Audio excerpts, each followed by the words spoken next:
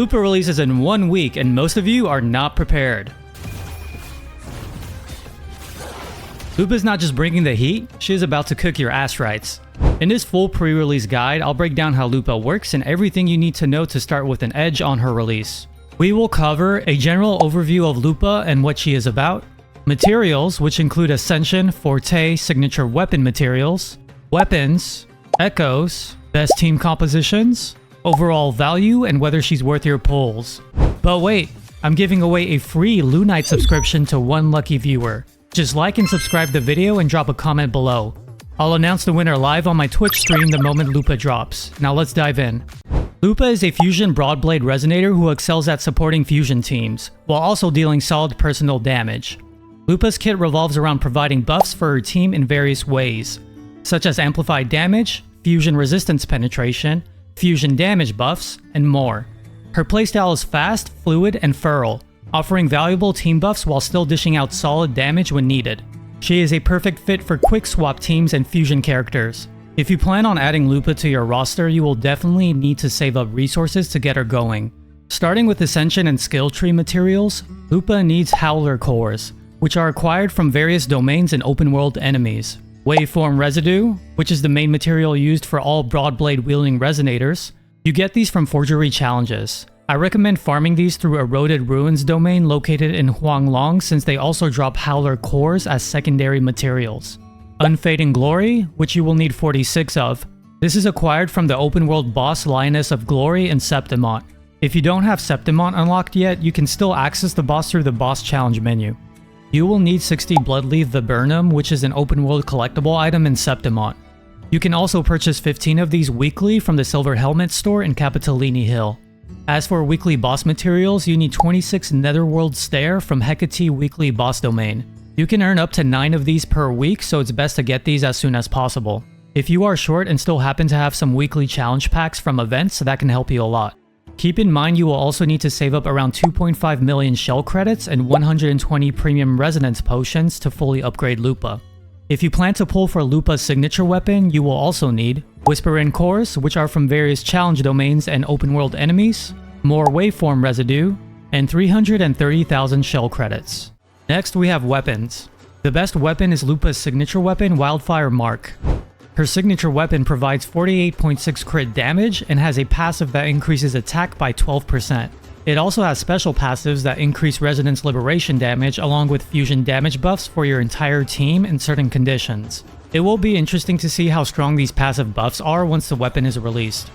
Your best free-to-play option is Lustrous Razor. This weapon works extremely well with Lupa because she can easily trigger the Liberation damage bonus from the passive by pressing her skill after using Resonance Liberation. That's because her post-Liberation follow-up is treated as a Resonance skill, not a normal attack, which means she can build all 3 stacks of Lustrous Razor's passive easily.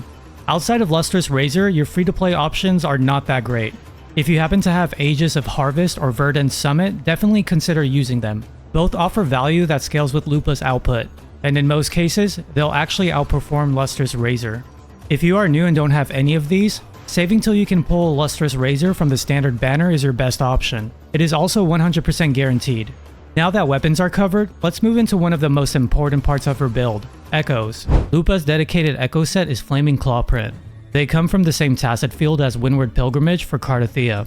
So if you've been farming there, you probably have a lot saved up already.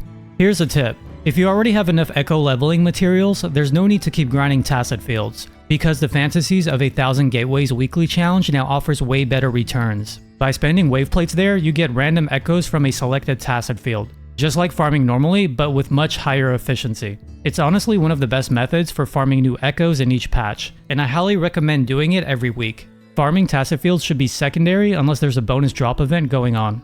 For Lupa's build, the go-to setup is 4-3-3-1-1. Let's break down what that means and why it works. Your 4-cost echo should be crit rate or crit damage depending on your weapon substat. If you're using a crit damage weapon, go for crit rate on the echo. If you're using a crit rate weapon, choose crit damage instead. For free-to-play players using Lustrous Razor, prioritize crit rate. Now for your 3-cost echoes, you have 2 main paths: double fusion damage or attack percent and fusion damage bonus. The right choice depends on how Lupa scales, and most of her damage comes from liberation abilities and her forte. These all count as liberation damage, so expect her signature weapon to likely boost that stat too. Lupa's kit is focused around burst windows, mainly liberation. That's why stacking fusion damage bonus and attack percent makes sense, especially when paired with her passive and team buffs. Running Lupa with 2 other fusion teammates gives your entire team 35% fusion damage bonus thanks to her passive. Add in 15% from Flaming Claw print and you're looking at a total of 50% fusion damage scaling.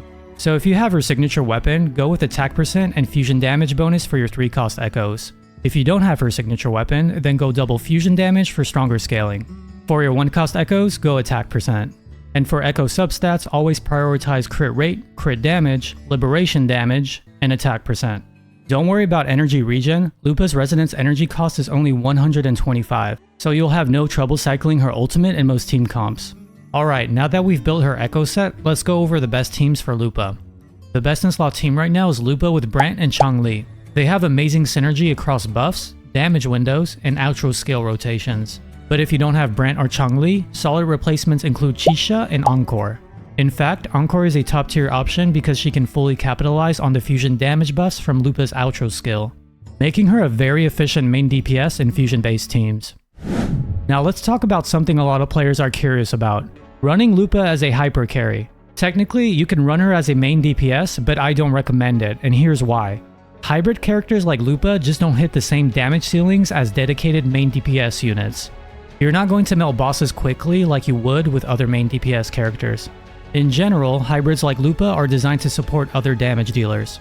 They shine in teams where multiple characters benefit from outro buffs, not in traditional single carry comps. So if you're trying to use Lupa as your one and only DPS, just manage your expectations.